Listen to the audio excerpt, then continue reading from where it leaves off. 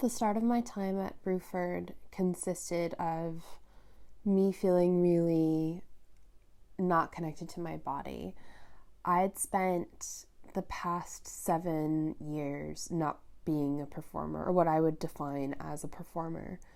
I had stepped away from this due to personal reasons. My mother died when I was 19, and after that, I didn't feel like I had any right or any voice that needed to be heard in this world. And so I stopped performing. I thought, oh, maybe I can be a director, because then I'll be able to tell other people's stories and use my own privilege that I have to lift other people up, because who would want to hear me? Who would want to hear my stories? Nobody wants to hear my stories. I'm just a normal person. Nothing interesting has ever happened to me. And maybe not interesting is the right word, but just things don't matter. Like, why would anybody want to hear me? So when I came to Bruford, even though I had decades of dance training and connection with my body, I didn't feel a connection to it anymore. It was really hard for me to take movement classes and voice classes, and everybody would be like, oh, you have such this talent, you have such a presence in the room, you're so good, you're good to all your classmates and everything. But here I was just trying to feel like I was present in my own body. And what I started doing was looking at, Kristen Linklater's work of freeing the natural voice, and listening to what Nicola, my voice teacher, was telling me to do, and Diana, our movement teacher, was telling me to do, and listening to Park and to Jay and everybody. And I still had this feeling of there's something wrong. There's something wrong with my body. I don't know. It was just really hard for me to deal with. And when it came to having time in the second year of this MFA to kind of do whatever I wanted, what I wanted to do was reconstruct the instrument that is my body. Because how can anyone be a performer if they don't have that connection? I have this tool, and I needed to clean her out and reconnect with it, relearn how to use it as an instrument versus just as a thing that carries the orb of my soul around. And so I started reading lots of books about, Daring Greatly by Brene Brown, The Intuitive Practitioner, Intelligent in the Flesh, and all these books that talk about what it's like to be in your intuition. And I had a lot of problems with people being like, you don't know what intuition means, like you're not understanding the word. And I think I struggled with that, because I didn't have an intuition with what my body could do anymore. When I was younger, I could just play. If somebody gave me a scenario, I would just play without any doubt. And then as I got older, that doubt of, what if I'm doing it wrong? What if I look stupid? What if nobody believes me? Kept creeping in. And so I wanted to build from the ground up. And doing that, I started by writing love letters to parts of my body. I found it really interesting that Kristen Linklater has you draw, what you think your voice is. And I was inspired by her to do that for my whole body.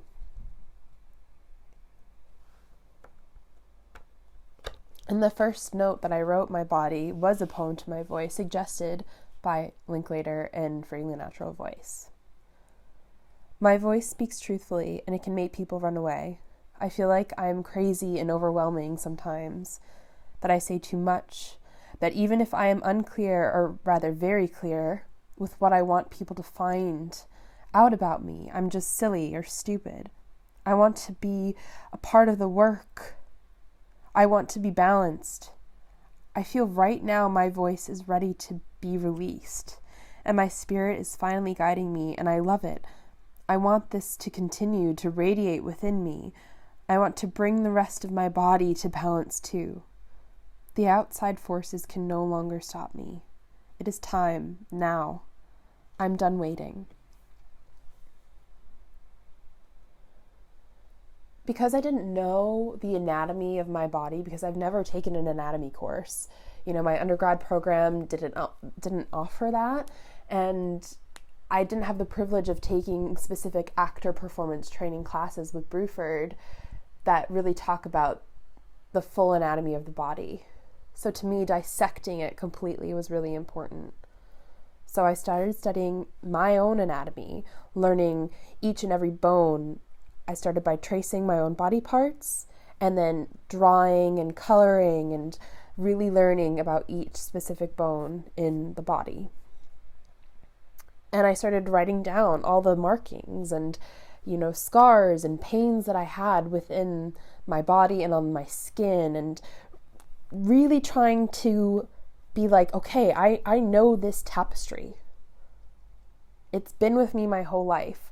Why don't I know it better? It's going to be with me forever. This is the only thing that I will hold on to forever. And I started writing love notes to myself, to every bone, to every organ, to every bit of myself. Because if anything, I will always have that connection. This glowing orb, or whatever we call a soul, whatever intelligence we think we may have, is contained by this sack of bone, blood, and organs. And why not be connected to it with love? A quote from Guy Claxton's book, Intelligence in the Flesh, that really stuck out to me was, if we are to really understand the body and learn to be it, we have to befriend it. Locks, snot, and marrow.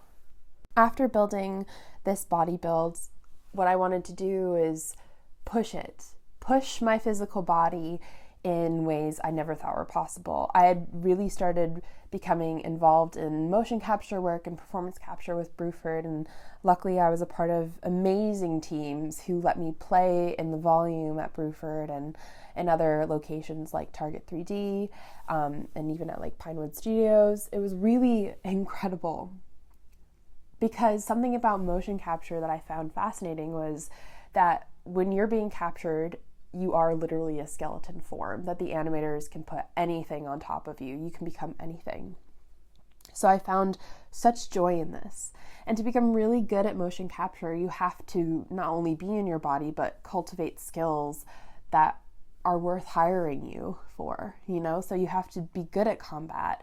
You have to be strong at screen acting, because you are being filmed by cameras 360 degrees around you. There's constantly filming, and you have to be present in the moment to do this work. And so as a passion of mine, I was finding this is what I really want to do. So I dove right into taking combat classes, because that's what they need. They want you to be, these are the characters that you get hired to play, or video game characters, or really strong Vikings, or, this is what they want. They want people who can use weapons and use their bodies to the extent that is more than a dancer, more than an actor, more than a weapons specialist. So creating and taking these courses really helped me come back into my body that I hadn't found in years, because I wasn't dancing anymore. I wasn't taking specifically movement classes. I was doing yoga with Deepak Verma, and, taking acting classes with Catherine Pogson, and reconnecting to my voice and singing with Rachel Bennett at Bruford. And I love these classes too, because it felt like I was stretching myself back out to this full balloon that I once was. Like, I was no longer deflated anymore. It was something I could just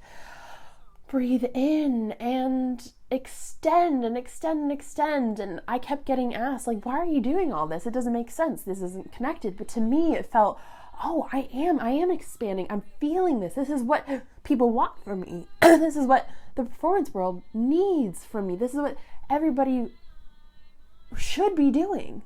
Extending the possibilities of what their body and their mind can do, even if it is just a digital character, because our bodies don't last forever.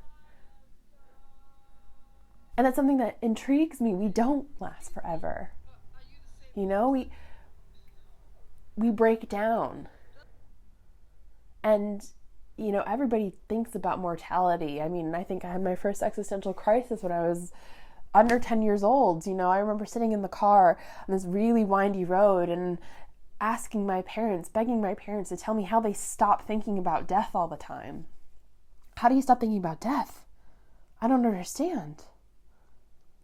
And they'd say to me, you just do. You just go about your day. You don't think about it. And I think something that fascinates me, and I'm sure other people, is immortality, the idea that you can exist past yourself. There's, some saying, I forget if it's Egyptian or Christian, but Rory and I were talking about this, how you die two deaths. When you actually die, and then when the last person you know, or who knew you while you were alive, dies. But what if you could extend it? Something I learned to deal with as I was getting criticisms about this body build, this skeleton build, why I was doing all these practices to understand my body better, is something I read in Daring Greatly by Brene Brown in her chapter about the vulnerability armor. She says, when we stop caring about what people think, we lose our capacity for connection. When we become defined by what people think, we lose our willingness to be vulnerable. If we dismiss all criticism, we lose out on important feedback. But if we subject ourselves to the hatefulness, our spirits get crushed. It's a tightrope. Shame resilience is the balance bar, and the safety net below is the one or two people in our lives who can help us reality check the criticism and cynicism. So while I was getting such strong, not negative feedback, but not understanding what I was going through, it was hard for me to explain why I needed to do this. And because I didn't know. It just felt right. But that's because I didn't know what I had to uncover. This past year I've been doing a lot of therapy, a lot of things have changed. I've lost my marriage. I've found out things in my past that wrecked my body that I didn't even know. Because my body hasn't been mine for years. I was living in a shell of something that I thought I knew. But I didn't, because I hadn't been listening to what it was telling me, or the stories that I've so deeply hidden within my consciousness.